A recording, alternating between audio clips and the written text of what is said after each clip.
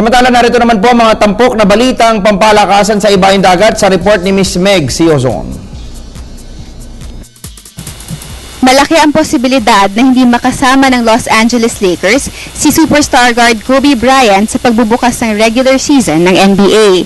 Ito ay dahil nakakaramdam pa rin ng pananakit ng kanang paa ang 6'6" hotshot isang araw bago ang kanilang home game kontra Dallas Mavericks bukas. Ang 34-year-old na si Bryant ay lumiban sa huling linggo ng training camp ng Lakers matapos na magtamo ng strained right foot sa team practice. Makakasama ng NBA scoring champion sa kinakatakutang starting unit ni Coach Mike Brown, sina 6-time All-Star center Dwight Howard, 4-time All-Star power forward Pau Gasol, 2-time League MVP Steve Nash, 2004 Defensive Player of the Year Meta World Peace.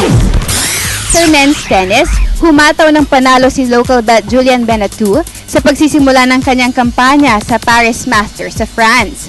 Kagabi ay pinatalsik ni unseeded Frenchman ang nakaduelong si Viktor Troicki ng Serbia, 6-4 at 7-5, tungo sa pag-abante sa second round ng carpet court event.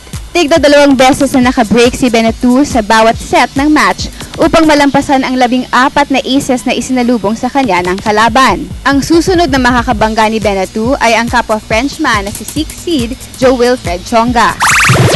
Sa women's tennis, magsasagawa ng ceremonial farewell match si former world number 1 Kim Clijsters sa Disyembre 12. Ang 29-year-old Belgian ay opisyal nang nagretiro pagkatapos ng US Open noong Agosto.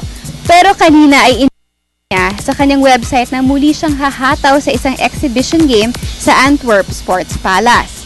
Katapat ng kanyang long-time American rival na si Venus Williams. 41 WTA title ang napagwagian ni Clijsters sa kabuuan ng kanyang career, kabilang narito ang 4 na Grand Slam singles trophy.